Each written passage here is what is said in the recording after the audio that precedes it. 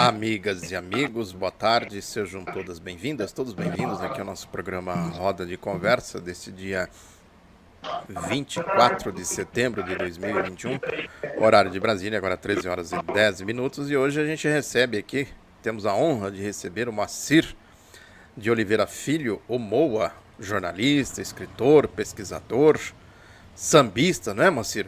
Moacir tem aí uma ampla gama de atividades. Boa tarde, Moacir, seja bem-vindo aqui ao nosso Roda de Conversa.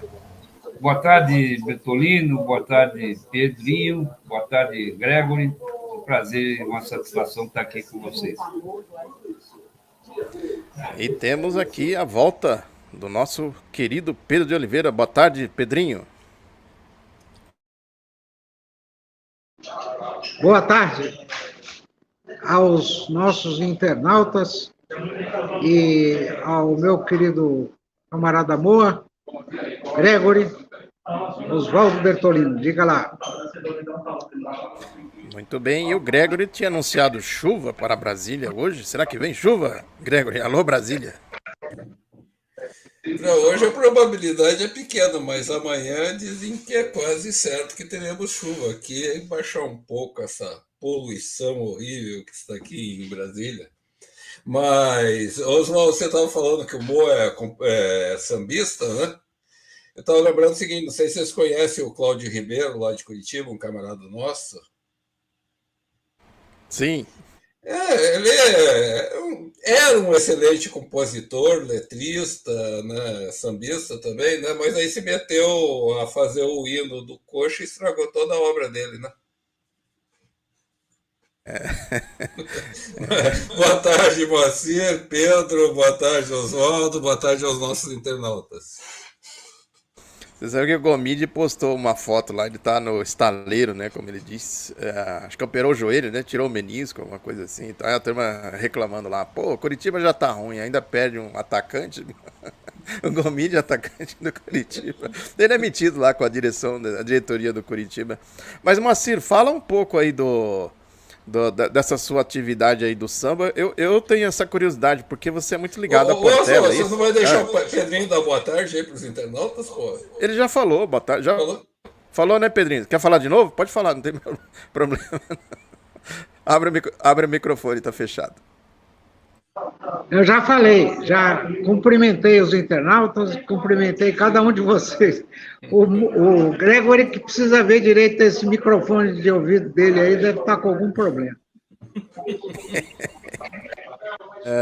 Então, Moacir, fala da Portela aí pra gente, como você se aproximou do samba, no Rio de Janeiro, é isso? Veja bem como as coisas vão se encaixando, né? Curiosamente, a minha relação com o samba e com a Portela, especificamente, tem uma ligação, vamos dizer assim, por coincidência, com o assunto que a gente vai discutir hoje, né? Em 1972, eu fazia parte do movimento estudantil em São Paulo, e a gente organizou um grande evento em comemoração aos 50 anos da Semana de Arte Moderna. Era uma série de shows, 3 dias de shows no Teatro da Fundação Getúlio Vargas, em São Paulo, ali na Avenida 9 de Julho, né? Um show era do Milton Nascimento, o outro, se não me engano, era do Zé Rodrigues, e o último show era o Paulinho da Viola e a Velha Guarda da Portela. 1972. A Velha Guarda da Portela original, aquela que foi criada pelo Paulinho da Viola, né, que tinha a tia Vicentina, Chico Santana, Manasseia, Argemiro, Ventura, enfim, a formação original da Velha Guarda da Portela. Eu já gostava de samba, já gostava de carnaval, né? E aquele show do Paulinho da Viola e da Velha Guarda foi arrebatador. Eu fiquei completamente apaixonado por aquelas figuras, né? E, a partir dali, vamos dizer assim, meu coração virou portelense. Alguns dias depois desse show, eu e outros companheiros que participamos da organização desse evento, fomos presos pelo doicode, né? Os shows da velha guarda dessa semana foram em abril, e nós fomos presos. Eu fui preso no dia 8 de maio de 1972, junto com outros companheiros. E aí, no doicode, nos raros momentos de relativa tranquilidade, quando não havia ninguém sendo torturado, quando a coisa estava relativamente mais calma, nós criamos um programa de rádio. E a gente, das celas, né, fazíamos um programa de rádio e cantávamos principalmente os sambas da velha guarda da Portela. Isso, primeiro, deixava os torturadores raivosos, né? E depois era uma forma da gente enfrentar aquela situação, né? E aí, a partir daí, isso reforçou ainda mais a minha relação com a Portela. Quando eu cheguei em Brasília, em 1977, criamos aqui um bloco de carnaval, o Pacotão, né? E a partir do Pacotão eu me aproximei da ARUC, que é a maior escola de samba aqui de Brasília, fui presidente várias vezes depois, e a ARUC é afilhada da Portela, né? E aí, a partir daí, então, a minha relação se estreitou e hoje tem mais de quase 30 anos que eu desfilo na Portela todos os anos, participo ativamente das atividades, sou presidente aqui em Brasília do Consulado da Portela, né? E é isso, é uma coisa que está no sangue. Agora, com a pandemia, já tem quase 2 anos que eu não vou lá, estou morrendo de saudade. Que a Portela tem uma tradição, né, progressista. O Paulo da Portela, por exemplo, foi do Partido Comunista, né? Aliás, as escolas de samba, interessante, ali nos anos 40, na época PCB, né, Partido Comunista do Brasil, impulsionava bastante as atividades do carnaval. O jornal, por exemplo, Tribuna Popular, era considerado uma espécie assim de porta-voz, né, de órgão oficial das escolas de samba. Tinha assim uma ligação muito grande, exatamente por conta de ser aí a questão do povo, né, a cultura do povo. E o Paulo tem um samba que é um samba em homenagem ao Prestes, né, que com parceria póstuma com o do Monarco. É um samba muito bonito, Prestes Cavaleiro da Esperança. Exatamente. Agora, Moacir, aí tem também esse problema do resgate da memória aí, né? Você falou que você foi preso e tal, né? Você foi preso não só por conta disso, mas também por conta da resistência à ditadura militar, que já seria uma coisa muito grave, né? Essa questão aí exatamente da manifestação popular, manifestação do povo, mas também você tinha atividade política na época da ditadura, não é isso? Não, sim, nossa prisão não foi por conta da Semana de Arte Moderna, é claro. Nós fomos presos porque nós tínhamos uma base estudantil muito forte do PCdoB, né? Eu comecei a minha militância em 1968, por isso que eu digo agora, nessa que a gente organizou em todo o país a Geração 68, eu digo que eu sou filho dileto, né, da Geração 68, porque foi exatamente em 1968 que eu entrei no segundo grau, no colegial, e fui estudar num colégio progressista aí de São Paulo, o vocacional do Brooklyn, que era dirigido pela educadora Maria Nilde Marcelani, não sei se vocês já ouviram falar, que foi uma grande educadora, talvez, guardadas as devidas proporções, da mesma importância do Paulo Freire. Ela criou um sistema de ensino vocacional, foi muito perseguida pela ditadura, foi presa. Então eu saí de um colégio de padre salesiano para o vocacional, exatamente em 1968. E o vocacional era, na época, um polo muito forte de influência do movimento secundarista e de uma influência muito grande da AP, né? E a partir daí que eu comecei a minha militância com aquelas manifestações de 68, a morte do Edson Luiz, enfim, comecei a participar da UPS, né, União Paulista de Estudantes Secundaristas, com vários camaradas aí do PCdoB hoje, né, Bernardo Joffre, Euler Ivo, entre outros, né, que a gente tinha uma influência muito forte no movimento secundarista. Quando eu entrei na faculdade, em 1970, eu passei no vestibular para a USP, e aí nossa base secundarista, que era ligada à P, nós decidimos passar para o PCdoB, né, no movimento secundarista. Isso antes da incorporação oficial, né, das duas agremiações, né? Então, nós passamos para o PCdoB. Quem fez a passagem, formalizou a nossa passagem, foi o Silon Cunha Blum, que morreu anos depois no Araguaia, né? E, então, a gente tinha uma base universitária na USP muito forte, né? E foi por conta disso que nós fomos presos em maio de 72, final de abril, começo de maio, né? Uma prisão que até hoje ela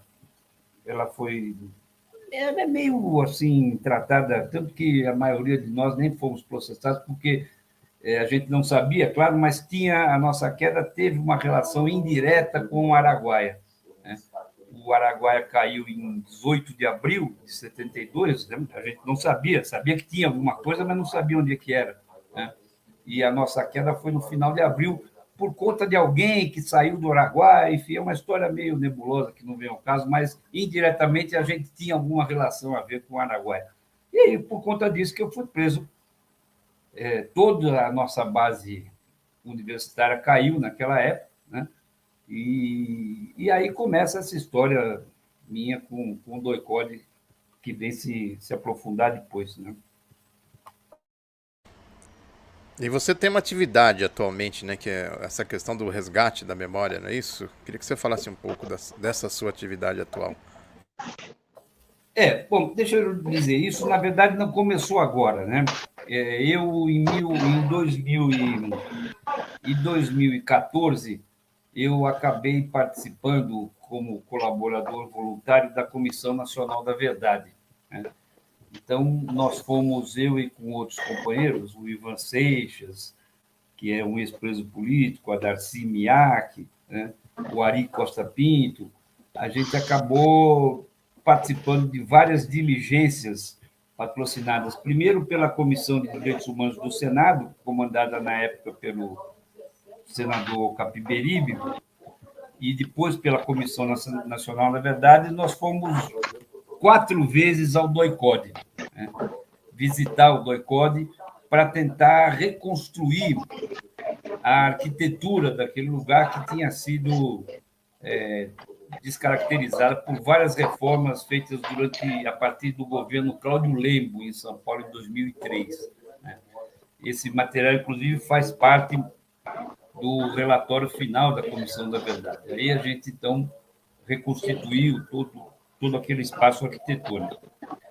Ao mesmo tempo, em 2010, por iniciativa do Ivan Seixas, o Ivan Seixas foi preso em 1971, junto com seu pai, o Joaquim Alencar Seixas, que era o Roque, né? Os dois foram torturados juntos e o Roque foi assassinado sob tortura no DOI-CODE, né? Então, por iniciativa do Ivan Seixas e do ex-deputado Adriano Diogo, que foi presidente da Comissão Estadual da Verdade aí de São Paulo, da Comissão Rubens Paiva, eles deram início a um processo de tombamento do DOI-CODE. Então, o Ivan Seixas apresentou, junto ao CONDEFAT, que é o Conselho de Patrimônio Histórico de São Paulo, um pedido de tombamento do DOI-CODE em 2010. Teve início esse processo. Esse processo foi relatado, na época, pela historiadora Débora Neves, que tem um trabalho muito interessante nessa área de recuperação da memória e tal, e acabou sendo aprovado. Então, desde 2014, que o complexo arquitetônico onde funcionou o DOI-CODE está tombado pelo patrimônio histórico, né? E pronto, parou aí, né?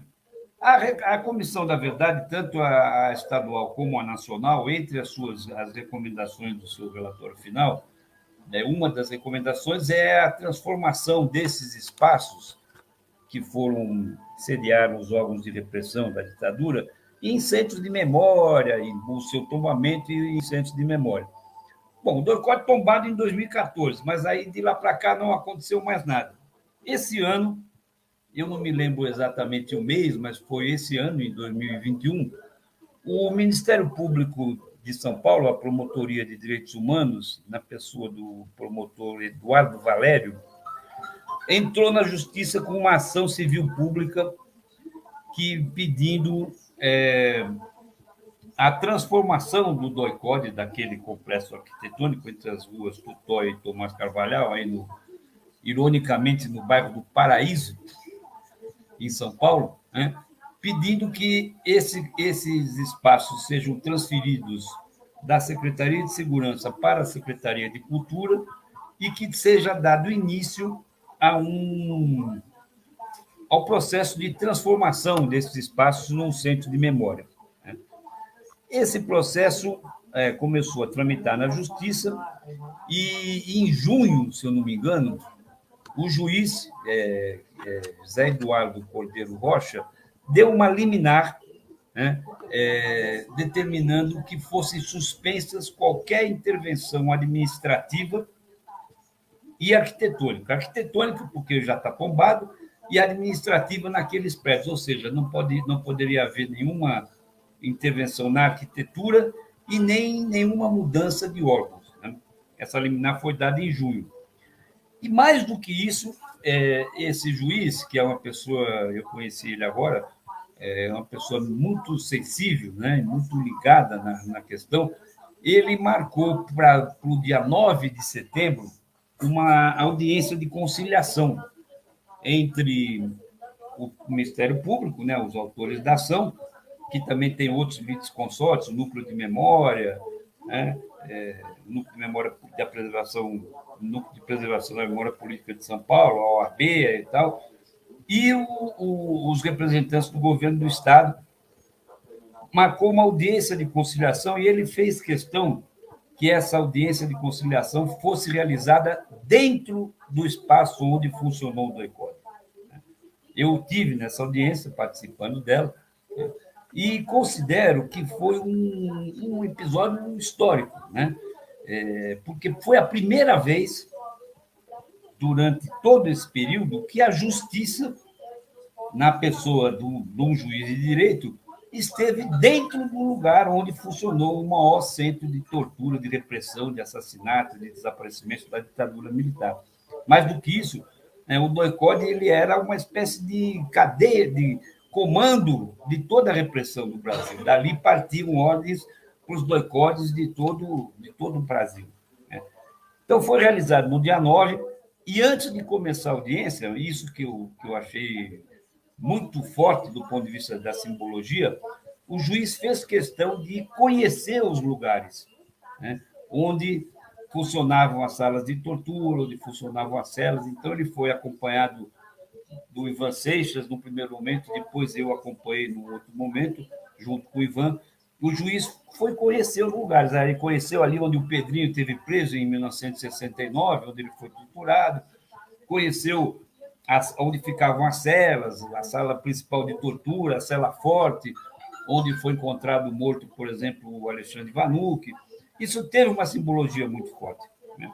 Infelizmente, essa audiência de conciliação não avançou, porque os representantes do governo do Estado, num primeiro momento, não aceitaram nenhuma proposta, né? Eles diziam, entre outras coisas, que não podiam concordar na transferência daqueles prédios para a Secretaria de Cultura, porque a Secretaria de Segurança tinha planos para aqueles prédios. Para você ter uma ideia, um desses planos, segundo uma das procuradoras da Fazenda do Estado, era a instalação ali de uma subsede da Academia de Polícia para ensinar direitos humanos. Olha só que ironia, né? Quando ela falou isso na audiência, o Adriano Diogo, que estava do meu lado, falou: já temos aí uma bela manchete.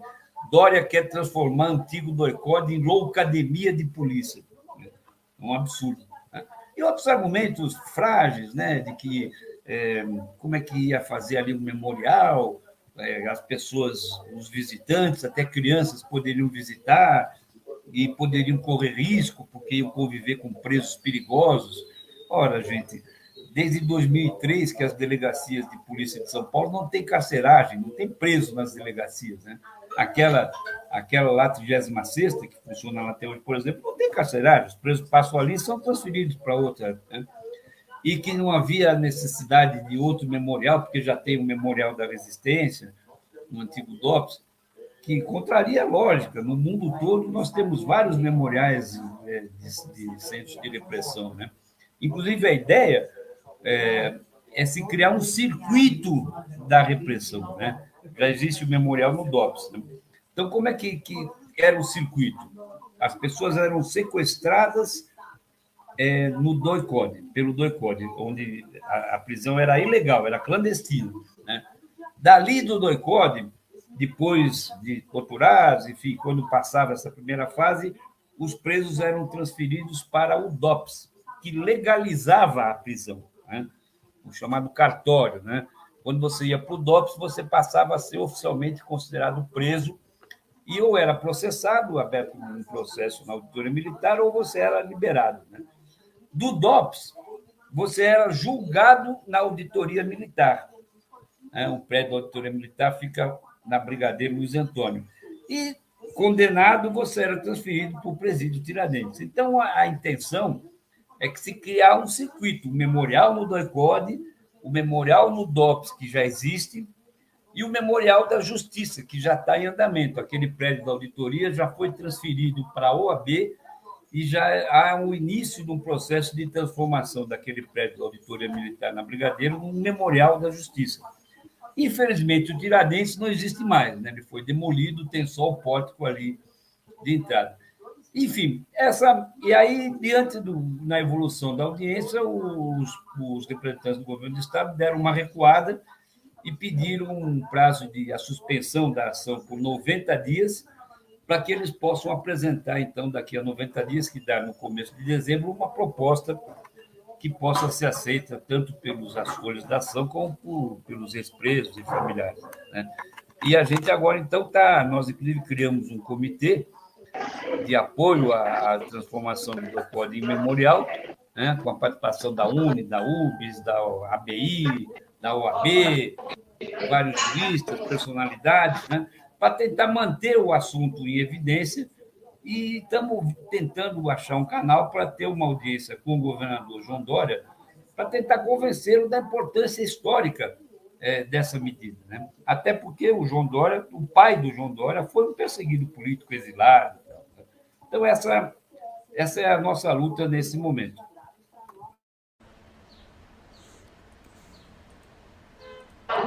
Pode falar, Pedro. Pode falar, Pedrinho. Então,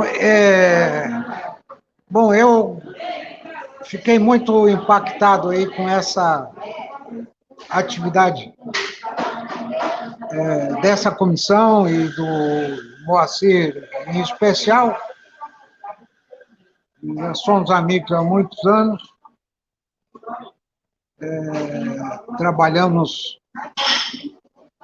durante um período na mesma empresa e militamos no mesmo movimento. Eu não sei nem se você chegou a conhecer, Moa, o Alanir Cardoso, que foi da direção da UBS também. Sim, claro, né? Esqueci do Alanir. Era o Alanir, era o Euler, né? Bernardo. Está aqui ainda trabalhando organizadamente, aí no partido aqui em Recife. É o vice-presidente estadual aqui. Mas o que eu ia te falar, aos nossos internautas também, é que eu fiquei sabendo, através desse trabalho feito por essa comissão, da qual o Moacir faz parte, que a estrutura mesmo da Operação Bandeirantes começou a ser montada ali na Rua Tutóia, no Paraíso, como diz o Moa, em julho de 1969. Não sei se tem uma data exata, que eu não lembro disso no relatório. Mas o fato concreto é que no dia 15 de julho de 69, foi quando eu fui preso. Exatamente por ligações que eu tinha com o movimento secundarista nacional, por causa do próprio Euler, tinha ficado em casa durante um certo período, e outras pessoas também. Acabou que ali, a minha casa lá na Zona Norte, acabou sendo um centro assim, de articulação nacional do movimento secundarista. O Tibério Canuto também era outro que teve por lá. Emiliano? O Emiliano só não foi preso lá em casa por uma dessas capacidades de percepção muito desenvolvidas que ele teve na época, porque ele chegou a entrar, eu morava no segundo andar de um prédiozinho pequeno, de 3 andares, e ele percebeu um movimento estranho, tanto na rua quanto ali dentro. Então, ele foi, em vez de ir para o meu apartamento, que era no segundo andar, ele foi no terceiro andar, depois desceu e foi embora. Mas ele poderia ter sido preso, porque eles só estavam esperando chegar gente em casa para prender. Então, o Emiliano dava assistência lá à nossa base secundarista e foi quem fez meu recrutamento, vamos dizer, o nosso recrutamento para AP. O primeiro documento que eu recebi, a Guerra Popular da AP, foi entregue pelo Emiliano. Ah, é? Então, mas o que eu quero dizer é o seguinte, é que em julho de 69, nessa data que eu fui preso, e fui levado dentro dessa sequência que o Moacir acabou de explicar, o chamado circuito da repressão. Então, fui preso por uma organização clandestina da repressão, que era a Operação Bandeirantes, na época, e fui levado já para o Paraíso, lá na Rua Tutóia. Mas ali, meus amigos, a coisa estava sendo implantada. Então, por exemplo, o lugar exato em que eu fui torturado era um salão gigante, que eu tinha, porque a gente ficava encapuçado, então a gente só tirava o capuz quando você estivesse lá na sala de tortura. E o que acontece? Não tinha divisória.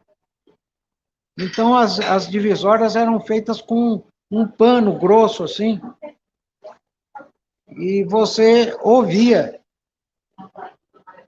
o que era dito do outro lado, outras pessoas que eram torturadas na mesma hora. Então, você fica, quando você está sob essa pressão psicológica violenta da tortura, você não tem muita capacidade de se colocar acima dos acontecimentos, né? Mesmo que espiritualmente. Mas, se fosse possível isso, você poderia apreender, inclusive, dados, informações de outras pessoas que estavam sendo presas, e poderia passar, eventualmente, isso para outras tantas pessoas. Então, era um sistema muito precário, muito precário. Pedrinho, isso que você retrata é interessante, porque a Operação Bandeirantes, ela foi criada eu não me lembro exatamente a data, mas foi por aí, maio, junho de 1969. Né? Ela funcionou primeiro ali no quartel da Beni Soares, precariamente, e depois foi transferida para esse complexo da Rua Tutóia. E na primeira fase era isso mesmo que você falou, as torturas eram realizadas num prédio que está lá até hoje, esse lugar que você fala, eu estive lá, ele está lá intacto, totalmente abandonado, como era na época, né? E nesse lugar era muito improvisado no começo mesmo. Primeiro essas separações com bandos, depois eles colocaram uma divisória. Nesse mesmo lugar foi onde o Ivan Seixas e o pai, o Joaquim Alencar Seixas, foram torturados, e a separação era uma divisória de madeira, um de um lado e um do outro, né? E era muito precário. Ela começou a ganhar uma organização, uma estruturação melhor, e aí foi transferida desse lugar para o prédio principal, onde funciona até hoje a delegacia, a partir da nomeação do Ustra como comandante, né? Que foi em setembro de 1970. O Ustra assume o DOI-CODE, né? E começa, então, a dar uma organização maior, mais recursos, mais estrutura, e aí esse espaço que você conheceu é transferido para os fundos do prédio da delegacia, né? Onde funcionou até a sua desativação naquele lugar, que foi em 1982, quando ela é transferida para o Hospital do Exército no Cambuci, se não me engano, né? Mas ali, no DOI-CODE, ele funcionou até 82, mas a última grande operação foi a queda da Lapa, né? A chacina da Lapa, que é de 1976. Né? Tanto que eu estava fazendo um levantamento, o primeiro assassinado sob tortura ali no DOI-CODE foi o Virgílio Gomes da Silva, que participou do sequestro do embaixador americano em 1969, né? E os últimos foram o Pomar, o Arroio e o Drummond na chacina da Lapa em 1976. Antes teve aquele pessoal do Vladimir Herzog, Manuel Fiel Filho e o pessoal da direção do PCB, que foi preso no DOI-CODE, mas a maioria deles foram assassinados nos centros clandestinos, ali naquela casa chamada Boate em Itapevi, né? E o DOI-CODE funcionou ali até 82, mas a última grande operação foi a da chacina da Lapa em 76. A gente estava cruzando os dados, né? E de 1969 até 1976, os registros indicam que 7 mil pessoas foram presas pelo DOI-CODE. Né? A grande maioria dessas 7 mil pessoas torturadas, né? E dessas 7 mil pessoas, 76 foram assassinadas, ou sob tortura, né, dentro do DOI-CODE, ou em operações de rua, estouros de aparelho, pontos, etc., ou então presas ali e assassinadas em centros clandestinos, como o sítio, a Fazenda 31 de Março, essa tal casa em Itapevi, que chamava Boate, ou então até alguns na Casa da Morte em Petrópolis, né? Então, 75 foram assassinados desses 7 mil, né? E o curioso é que a maior parte dessas mortes ocorreu exatamente no período em que o DOI-CODE foi comandado pelo Ustra, de setembro de 70 a janeiro de 74. Nesse período do Ustra, dos 75 mortos pelo DOI-CODE, no período do Ustra foram 46, o que dá 61% das mortes, né? O Ustra, que, como vocês todos sabem, é um herói do Bolsonaro, né? E, aliás, é o único torturador, já está falecido, né? Que foi condenado pela justiça como responsável pela tortura e morte durante seu comando. Você deixa eu fazer uma pergunta aqui. Quer dizer, eu acho sim importantíssimo, né, todas essas iniciativas de vocês aí de buscar a preservação, né, de toda essa estrutura, a ideia do circuito e tal, né? Mas especialmente nesse momento, né, que, né, quando agora você citou o Ustra, né? Esse momento aí de bolsonarismo, de, né, idolatria dessa gente, esse torturador, etc. e tal, não se pensou, né, com base em todas as informações que você relatou aqui, de repente, se fazer um documentário nos moldes, por exemplo, foi feita a Torre das Donzelas e tal, né, algo que eu não sei eu acho que talvez fosse importantíssimo nesse momento, talvez tivesse uma repercussão assim muito grande. Não, eu concordo plenamente com você. Eu acho que falta na filmografia brasileira um filme sobre o DOI-CODE, né? O Pedrinho sabe disso, eu tenho uma pesquisa também sobre filmes da ditadura, né? Eu já venho fazendo isso durante vários anos. Eu hoje estou com mais de 500 filmes e programas de TV que retratam a ditadura, né, até os dias atuais, e eu acho que realmente falta um filme sobre a ditadura. Eu sei que o Camilo Tavares, que é filho do Flávio Tavares, autor daquele documentário O Dia que Durou 21 anos, o Camilo Tavares filmou a audiência pública do dia 9. Ele foi contratado pelo Núcleo de Memória Política e ele registrou toda a audiência pública. Aí eu não sei se ele vai fazer algum documentário ou se é apenas para o arquivo do Núcleo de Memória, eu não sei. Mas eu acho que vale sim. Eu, inclusive, tentei, antes da audiência, conversar com alguns diretores de cinema para ver se interessavam, mas não consegui ir muito adiante. E tem uma base para isso já, né? Que é o livro do Marcelo Godoy, um jornalista do Estado de São Paulo, A Casa da Vovó, que é uma biografia, digamos assim, muito detalhada sobre o DOI-CODE, né? Ele conseguiu, na sua pesquisa, falar com vários ex-agentes do DOI-CODE, principalmente o pessoal mais de escalão inferior, né? Não teve acesso à cúpula, mas é um trabalho, se vocês não conhecem, eu recomendo, é muito detalhado e muito preciso sobre toda essa estrutura, chama Casa da Vovó, que pode servir de base para o roteiro. Eu acho que nesse nosso comitê, uma das ideias é essa, é ver se o Camilo Tavares vai fazer mesmo um documentário ou não, porque eu acho que está faltando sim. Até porque a maioria desses caras hoje já morreram, né? Tem poucos vivos por aí, alguns falaram, poucos, né? Mas a gente tem muita informação, tanto as comissões da verdade, como os presos, o Ivan, por exemplo, o Ivan Seixas, tem muita... tem a memória do lugar, né? Eu e outros companheiros, o Adriano Diogo, eu acho que falta mesmo esse trabalho para a história. Pedrinho, você quer falar alguma coisa?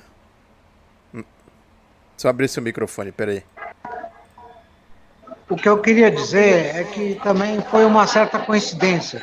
Nesse período agora, com esse trabalho desenvolvido aí por Moacir e o pessoal da comissão, lá em São Paulo, aqui em Recife, nós praticamente reativamos a Comissão da Verdade aqui, de Pernambuco, que produziu também um belíssimo relatório e reuniu material muito interessante, muito importante sobre esse período da violência da ditadura militar. E tem um material razoável, levantado, catalogado, e a gente não tem um local para expor isso para a população, para disponibilizar de forma digital para a população ter acesso. E isso tudo exige um certo trabalho, recursos também, né? E um local, especialmente um local. Então, meus amigos, eu estou, acho que faz uns 3 meses, trabalhando junto aqui com a comissão, e eu estou procurando fazer com que essa comissão também fique ligada com essa comissão aí que Moacir está trabalhando, para ir formando um trabalho coletivo nacional, porque essas comissões da verdade no Brasil inteiro, elas constituíram uma atividade coletiva, não é isso, Moa? Sim, a gente teve comissões da verdade em vários estados, né? Até em sindicatos, em universidades e tal, E o trabalho da Comissão Nacional da Verdade, com todas as suas limitações, eu participei, como eu disse, como colaborador, era um processo meio complicado, havia posições diferentes, muita vaidade e tal, mas, apesar de todas as limitações, o relatório final da Comissão da Verdade é um documento talvez o mais completo, traz uma radiografia sobre a repressão aí no Brasil inteiro, né? E as suas recomendações, o documento foi entregue em 2014, né? E as recomendações dela, praticamente nenhuma saiu do papel, né? Então, eu acho importante essa retomada desse debate, principalmente nesse momento, né, em que a gente vive uma nova ameaça autoritária, em que o fascismo está aí batendo as nossas portas, né? A gente não pode deixar de continuar essa luta de resgate da memória política, né, que para ficar como um exemplo para as novas gerações, né? Eu, quando vejo foto dessas manifestações dos bolsonaristas, o cidadão com aquela camisa Ustra Vive, eu fico arrepiado, né? Porque eu acho inadmissível que essa figura, que era o grande nome da repressão política, mais do que Fleury, mais do que outros, o Ustra simbolizou o que foi a repressão. Para vocês terem uma ideia, né? Ele morava no Doicode, numa época ele morou dentro do Doicode, tem lá o prédio, um sobrado, que fica ao lado desse lugar que o Pedrinho conheceu, hoje está abandonado também, está vazio, onde morava ele, a mulher e uma filha, Patrícia, que tinha 3 anos de idade.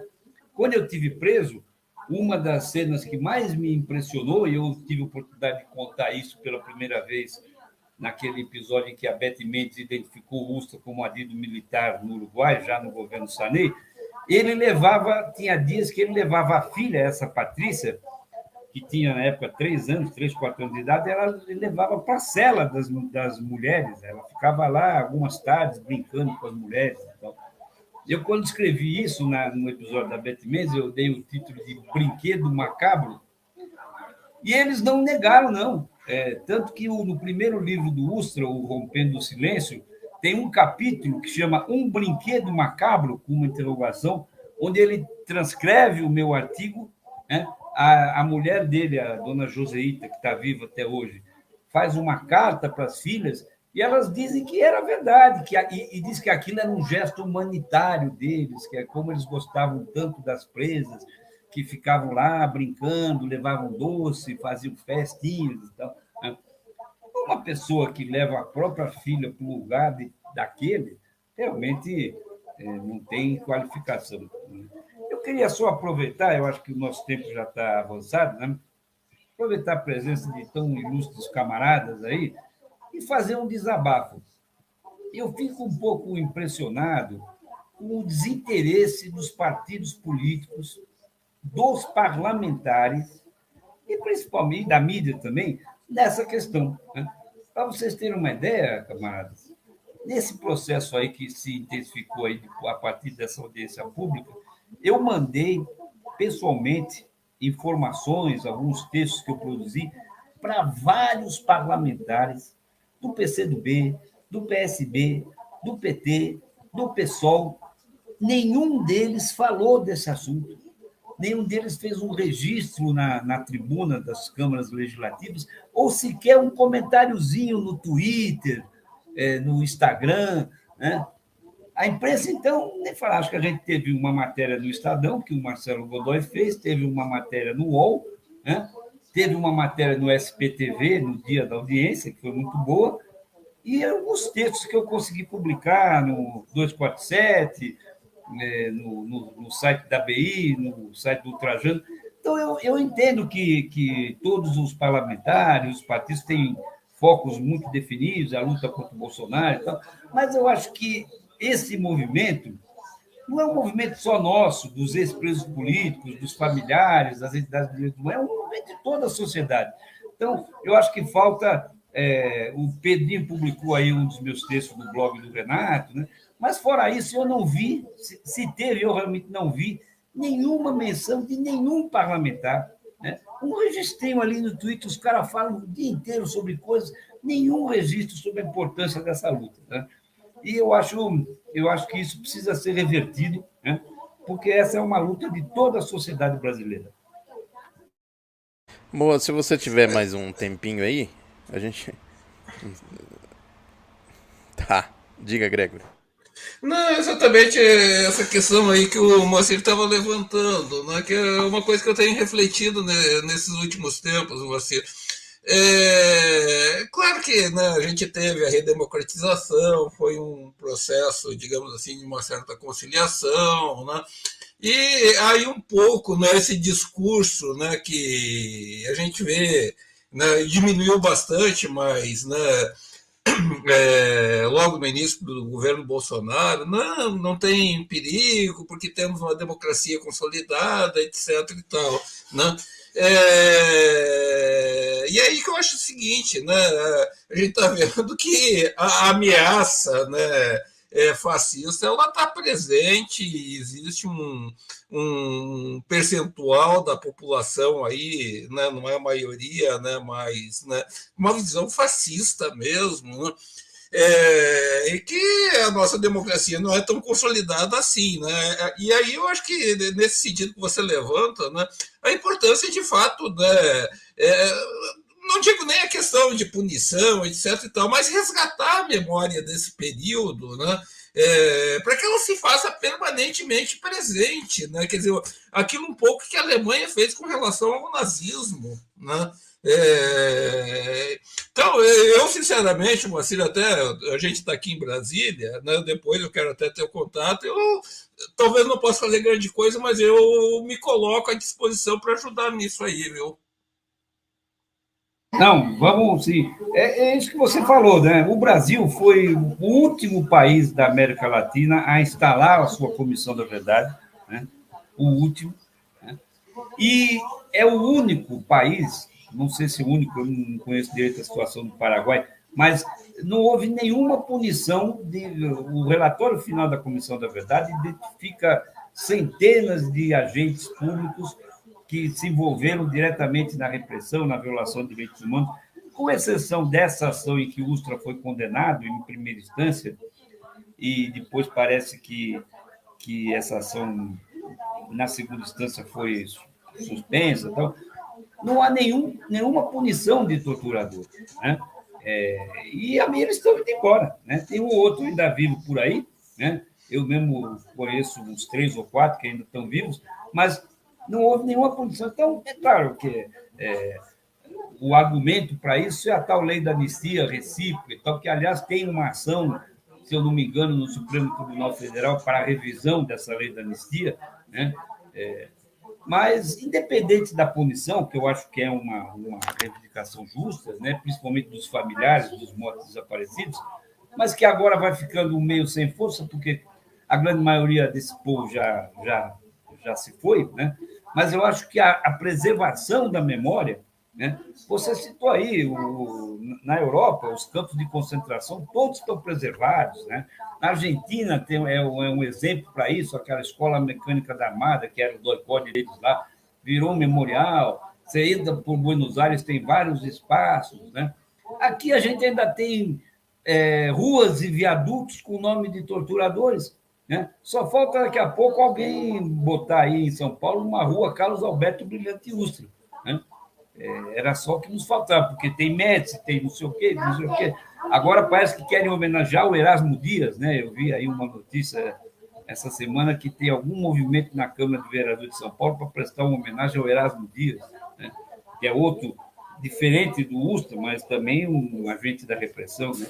Enfim, eu acho que essa luta de preservação da memória, ela sempre foi importante, e agora, nesse momento que a gente vive concretamente uma ameaça de retrocesso, né, ela fica mais importante ainda. Aquele velho lema das Comissões da Verdade: para que nunca se esqueça, para que nunca mais se repita. Né? Isso é fundamental, principalmente para as novas gerações. Agora, Moacir tem... Fala, Pedrinho, pode falar.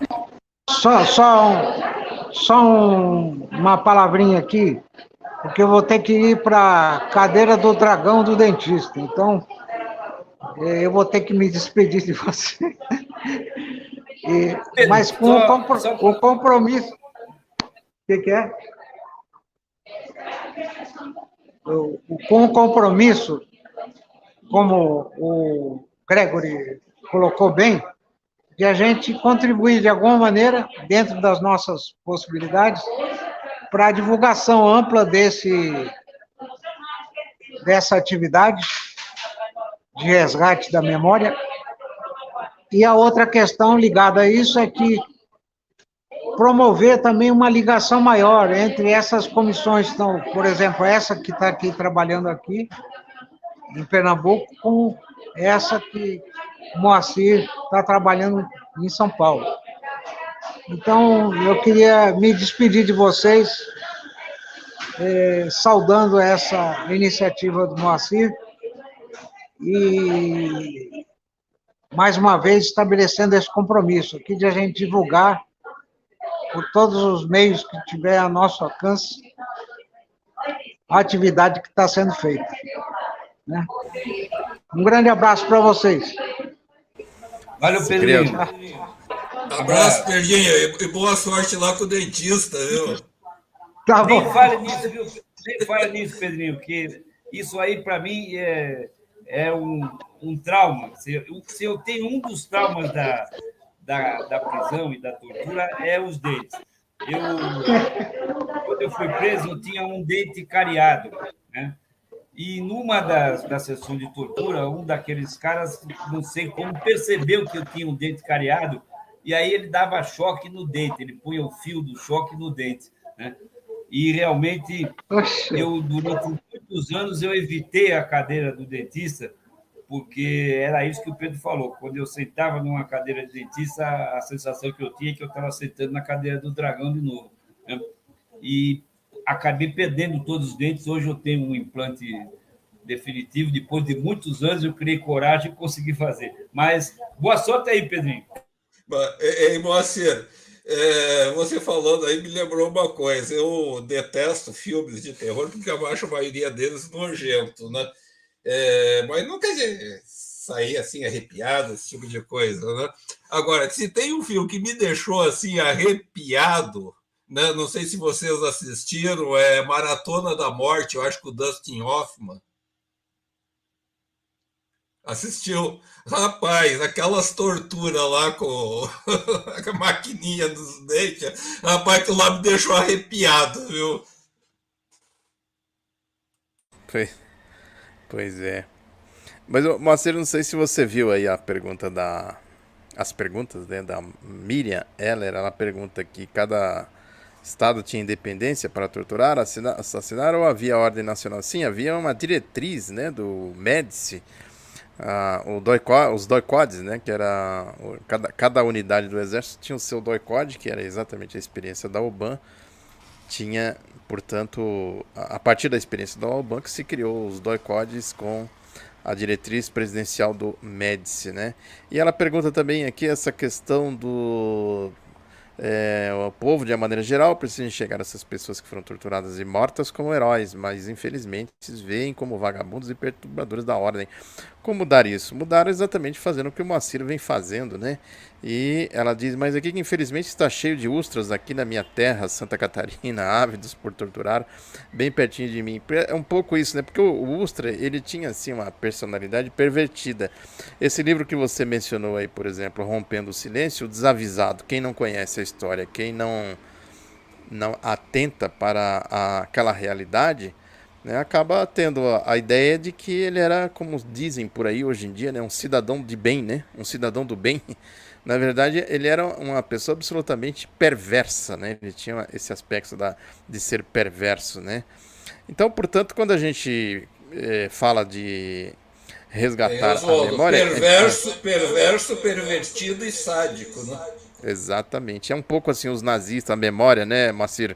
A gente fala da memória, a gente remete exatamente para os nazistas. Esse slogan que tem na Argentina, que surgiu Nunca Mais, né? Depois veio aqui para o Brasil Nunca Mais, e depois esse que você citou aí, né, como é que é o slogan? Para nunca mais acontecer, lembrar, para nunca, alguma coisa assim. Para que nunca mais se esqueça, para que nunca mais se repita. Para que não se esqueça, para que nunca mais aconteça. Não aconteça.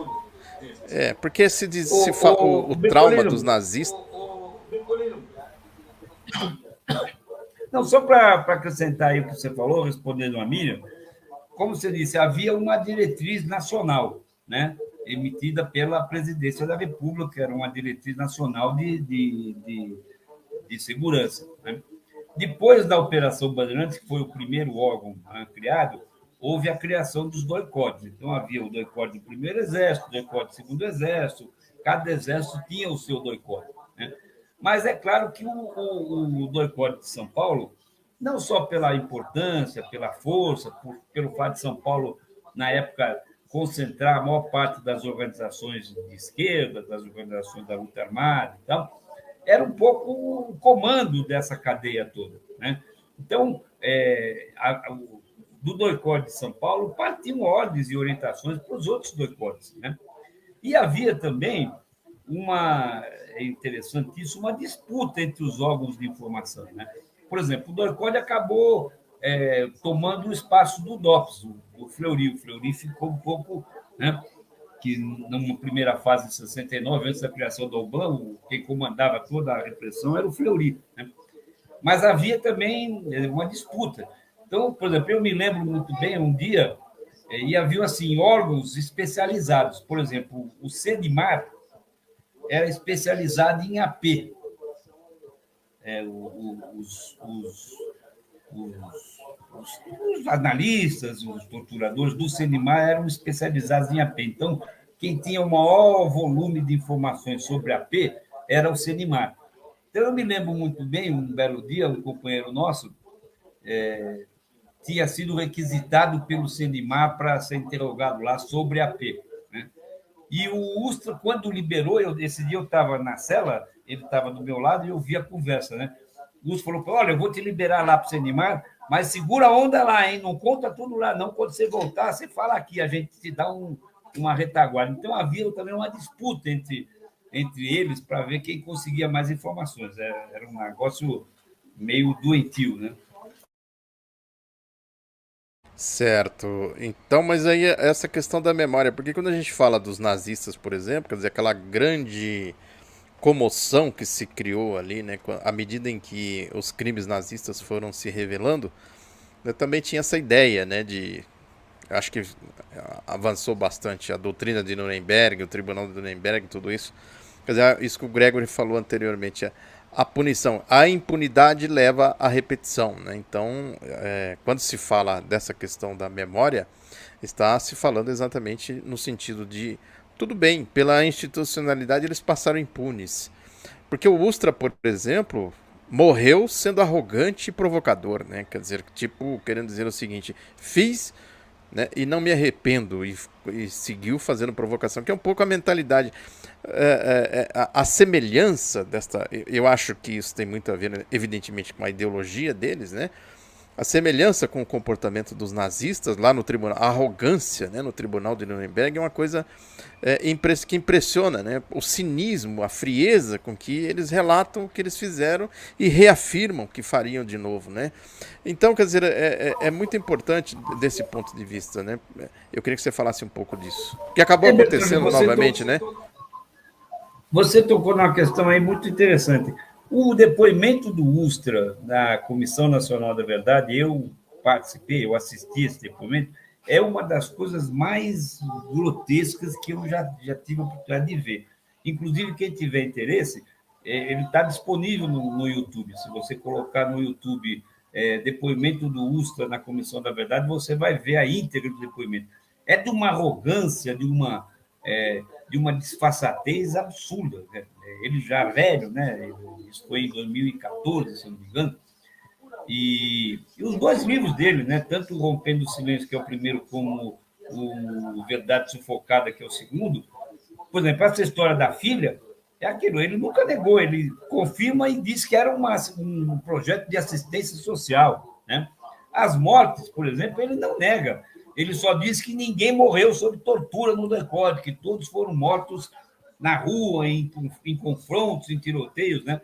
Mas é de uma disfarçatez absurda. O Ustra era uma figura. Eu tive vários episódios com ele depois, né? Por ironia do destino, teve 3 ou 4. A primeira foto do Ustra que foi feita na imprensa brasileira, não eu que fiz, porque eu não sou fotógrafo, mas eu que identifiquei, né?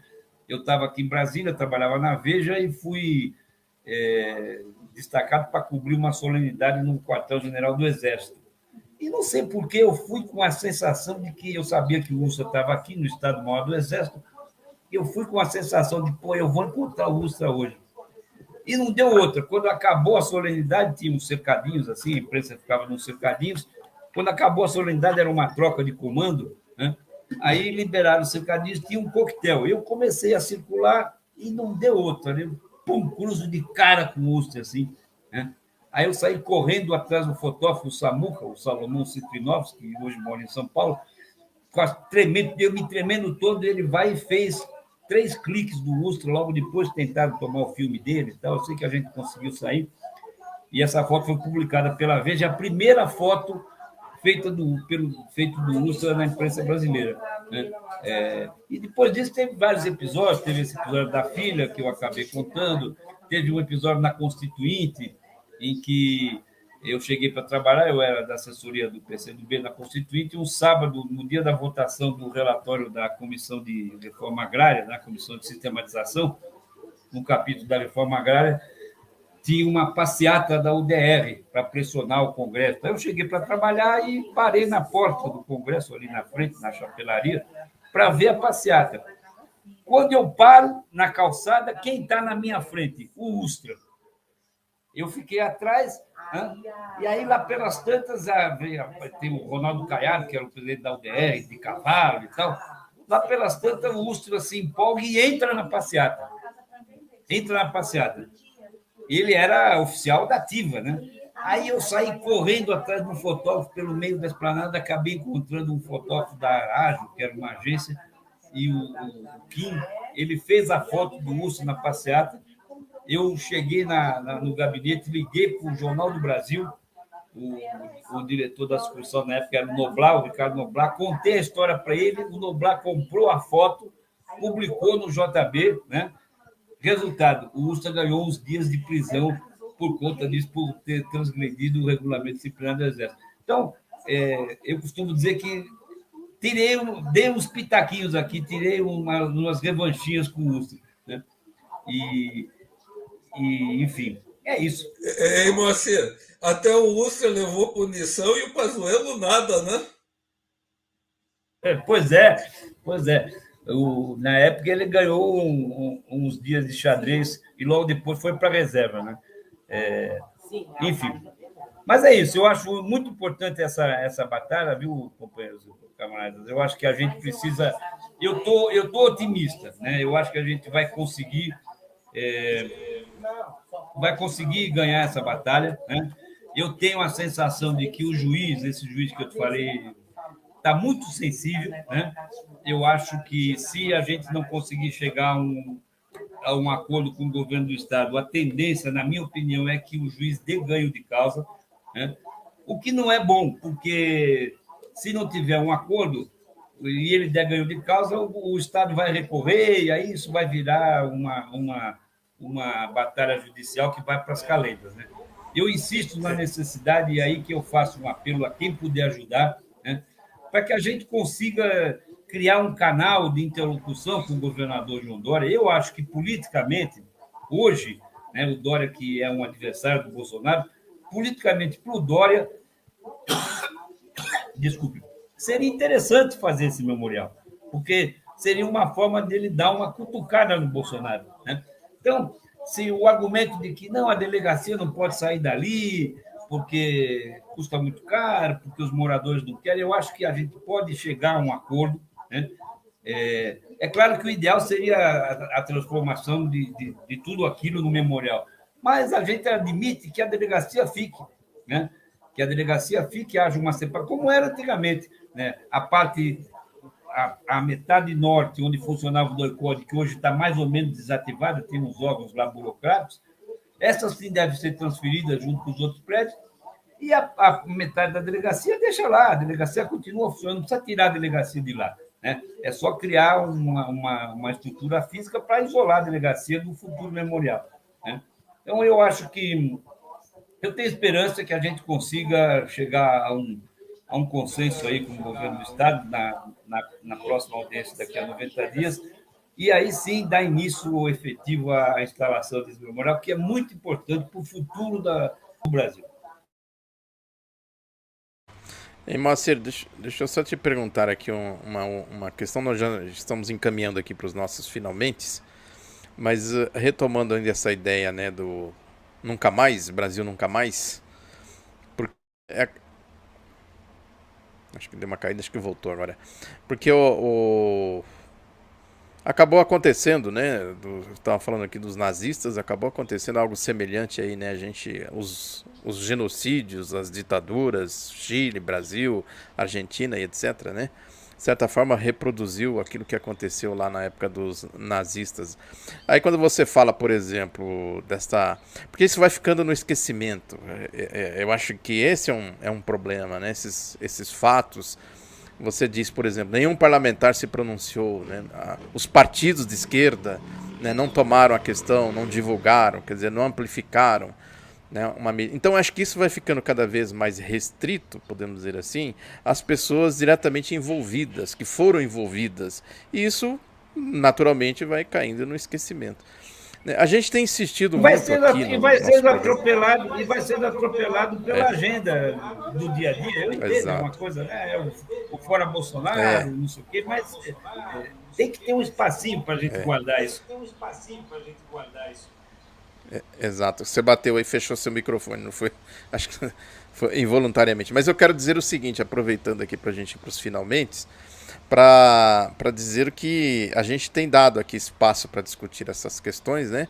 E pelo menos, não sei se o Gregory lembra de mais algum, mas dois, o Dark Costa e um professor aí que estuda essa questão da estratégia, né, militar, né? O papel dos militares aí no bolsonarismo, a gente tem procurado resgatar isso, o chamado partido militar, como os militares estão inseridos aí nessa campanha do Bolsonaro de atentado ao Estado Democrático de Direito.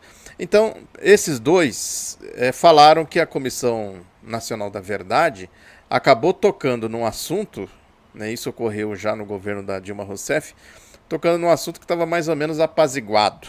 Quer dizer, apaziguado seria mais ou menos assim, você dar uma outra anistia, porque também tem um outro fator aí, que a anistia não é esquecimento, não é assim que se dizia. Quer dizer, quem praticou crimes, você praticou crimes na esfera criminal, né? E como tal, você tem que responder pelo crime que você praticou. Então, o que eles dizem é o seguinte, que mexeu num setor dos militares que já estava, de certa forma, apaziguado, e que esses setores agora estão aí, dizendo que querem revanchismo, que não sei o quê, e, consequentemente, eles entram em ação para impedir, né, que haja algum tipo de punição, ou mesmo o resgate, acho que nem chega a esse ponto de ser punição, mas o resgate dos fatos que vão colocar, esses fatos vão colocar eles numa situação que não está ouvindo? Acho que talvez dê uma travada aqui. Tá falhando um pouco o som. Eu estou ouvindo bem, eu acho que é a recepção do Moacir. Então, só rapidinho aqui, finalizando, quer dizer, os militares entram em ação, né, para impedir que os fatos venham à tona e, consequentemente, eles permaneçam com a versão de que eles não praticaram crimes. Né? Ou seja, a Comissão da Verdade não deveria ter existido. Você já notou essa movimentação, essa corrente, podemos dizer assim, para tentar negar a importância que teve a Comissão da Verdade? Deixa eu aproveitar, Oswaldo, porque daí o Moacir já aborda as duas questões ao mesmo tempo. Eu acho o seguinte, né? Essa questão da discussão que você levantou, esses dois convidados que nós trouxemos aqui, né? Eu imagino, né, que a preocupação tanto dos militares, né, hoje não é tanto com relação à possibilidade de punição ou não, porque, como o Moacir colocou, a maioria desses torturadores já estão mortos mesmo, né? Seria uma punição simbólica, né? Agora, em termos de simbolismo, né, ou punição simbólica, né, quer dizer, qual é a maior preocupação deles hoje, né? à medida que a Comissão da Verdade traz à tona, né, todos esses fatos aí, né, e a possibilidade de torná-los públicos, né, como eles chamam, né, ouvi muitos deles falarem isso, estão querendo desenterrar cadáver, né, que é a expressão que eles usam, né? Quer dizer, a forma da gente resgatar, à medida que a gente resgata a memória desse período, né, você faz algo que os preocupa muito mais, que é a deslegitimação do golpe militar, que é exatamente o que eles estão tentando fazer hoje através do Bolsonaro. Legitimar, não. Né? Tem militares? Não. Eles falam abertamente, não foi uma ruptura com a democracia. Né? Tem alguns até que falam o seguinte, não, o golpe de 64 foi para garantir a democracia. Né? Então, acho que a questão é essa, e aí a importância que eu estava levantando antes, né, que o Moacir enfatizou muito. Né? Quer dizer, a importância da gente resgatar essa memória, torná-la pública. Você quer ver uma coisa interessante? Nós tivemos, depois da ditadura, né, o governo Sarney, 2 governos Fernando Henrique, 2 governos Lula, 2 governos Dilma, né? O governo Collor, né, no meio.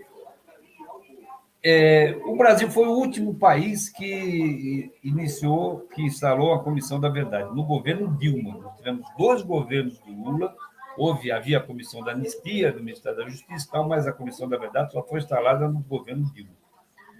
Até hoje, as Forças Armadas não abriram seus arquivos desse período, né? Apesar de todas as requisições das Comissões da Verdade.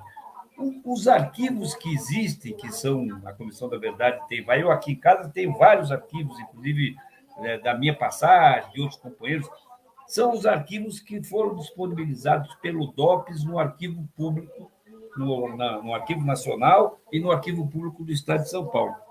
Os arquivos dos militares, esses não foram divulgados. E eu aprendi uma coisa: militar não queima papel. Essa história de que os arquivos foram destruídos é mentira, né? Quando o DOI-CODE foi desativado, o DOI-CODE de São Paulo, teve um dos torturadores, um delegado da Polícia Federal, Aparecido Laerte Calandra, esse está vivo ainda, ocupou até um cargo no governo Alckmin, o famoso capitão Ubirajara. Ele, junto com o Romeu Tuma, foram responsáveis pela transferência dos arquivos do DOI-CODE, quando o DOI-CODE estava para ser desativado. Então, uma parte foi para o DOPS, agora, a parte mais sensível, assim, vamos dizer, desses arquivos, foi para o Exército, né? Então, nem sequer os arquivos das Forças Armadas foram tornados públicos. A Comissão da Verdade, por mais que tenha pedido, não conseguiu. Os que têm de arquivo são os que estavam no DOPS. Então, isso é um exemplo, né, de que não há nenhum interesse por parte do Exército. Já não havia nos governos democráticos, no governo do Lula e da Dilma, agora, então, que não há mesmo, né? Esses arquivos estão aí, né? Eu, por exemplo, tenho certeza que a dona Joseíta, que é a esposa do Ustra, está viva, ela deve ter o arquivo do Ustra até hoje na casa dela. Eu tenho certeza disso. Uma vez, inclusive, eu falando com ela, brinquei, dona Joseíta, me dá aí um baú do coronel e tal, né? Eu tive 2 ou 3 contatos com ela. Mas, então, a primeira coisa, a questão do revanchismo que o Gregory falou, é verdade. É claro que a gente queria punir todos esses torturadores, mas a maioria deles hoje está morta. Então, não tem mais essa ameaça do revanchismo, né? Tem aí, se tiver 10 vivos, deve ter muitos, né? Mas a questão mesmo é a da preservação da memória. Essa que é a grande questão dessa história. Muito bem, chegamos aqui ao nosso teto, não é isso, Gregory? Temos que ir embora? É isso? Tá. Oswaldo, eu vou me despedir, mas já pedindo para o Moacir uma outra coisa aqui nas despedidas dele, né? A gente discutiu muito esse trabalho dele e tal, Mas, né, uma outra coisa que tenho achado interessante, né, nas manifestações aqui em Brasília é a presença do movimento criado por ele, o Geração 68, né? Então, só para encerrar, no encerramento teu aí, eu queria te pedir que você falasse um pouco desse movimento aí, né? E, né, finalizando aí, né, fico à disposição, depois vou pegar teu contato com o Pedrinho aí para a gente conversar e vendo que a gente pode ajudar aí, né, mobilizar outros companheiros e tal, né, no sentido que a gente possa contribuir aí com esse teu esforço. Grande abraço, Moacir Bertolino, até segunda-feira até segunda-feira para os nossos internautas. Moacir, suas despedidas, por gentileza. Bom, então, eu que agradeço o espaço de vocês, é muito boa, muito importante essa conversa, estou à disposição. E eu não sou um dos organizadores da Geração 68, não, Gregor, eu apenas participo, né?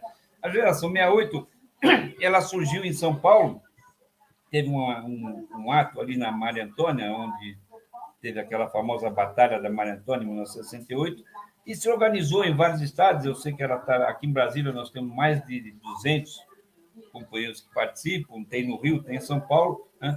E procura juntar essa turma que participou das manifestações políticas de 1968, alguns mais antigos, outros começaram ali, como é o meu caso, né? E a gente tem participado de forma organizada das manifestações. Aqui em Brasília, agora no dia 2, sábado, né? Domingo, sábado, né? Tem a manifestação aqui no dia 2 de outubro, que acho que é nacional, né? E nas 3 manifestações anteriores nós participamos, nós temos uma camiseta, uma faixa, né? E realmente é muito emocionante, a gente se concentra perto do local da manifestação e numa hora nós vamos em grupo, né? Para o local da manifestação, e é emocionante a forma como a gente é recebido pelas novas gerações, todos já velhinhos, né? Uns mais, outros menos, mas a gente é recebido com muito carinho pelas novas gerações, e eu acho que é isso que fica. A gente, o nosso exemplo de continuar na luta, a gente faz isso para mostrar para as novas gerações que, mais do que nunca, é preciso lutar. Muito obrigado a vocês, um grande abraço, estou à disposição. Nós que agradecemos, Moacir, a sua gentileza, e dizer que se você tiver outras pessoas que aceitem e que queiram falar desse assunto, que a gente vai manter aqui, a gente tem mantido, né, essa questão aqui na nossa pauta, temos conversado bastante aqui sobre esse assunto com especialistas, analistas e assim por diante. Então fica aqui o pedido para você e também para você eventualmente retornar aqui para a gente conversar mais sobre esse tema que nós consideramos fundamental. Agradecer muito aqui os internautas que participaram bastante aqui com a gente, como sempre. Abraço, Gregory, abraço, Moa, abraço a todos, bom final de semana, até segunda-feira, às 13 horas. Tchau.